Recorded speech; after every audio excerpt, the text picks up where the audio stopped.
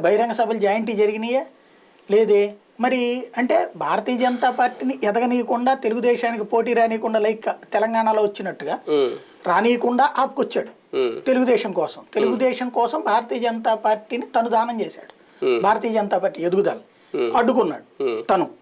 రెండో పాయింట్ ఏం చేసుకొచ్చాడు, తన పార్టీలో బలమైన వ్యక్తులు ఎవరైతే ప్రజాస్వామ్యబద్ధంగా మాట్లాడగలరో అట్లాంటి వాళ్ళందరినీ పక్కకి తప్పించేశాడు.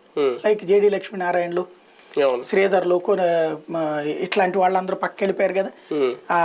ఆయన పేరేది కాంగ్రెస్ నుంచి వచ్చినటువంటి ఆయన ఎస్సీ నాయకుడు, వీళ్ళందరినీ బయటికి పంపించేసుకొచ్చేసారు. బలమైన విశ్లేషణాత్మకంగా మాట్లాడగలిగి అడగగలిగేటువంటి వాళ్ళందరినీ జాగ్రత్తగా పక్కకి తెప్పించేశారు. ఫైనల్గా ఉన్నటువంటి లీడర్లు కూడా పవన్ ఏం చేస్తే అది రైట్ అనేటువంటి భావజాలం ఉన్నటువంటి వాళ్ళనే లైమ్ లైట్లోకి తెచ్చారు.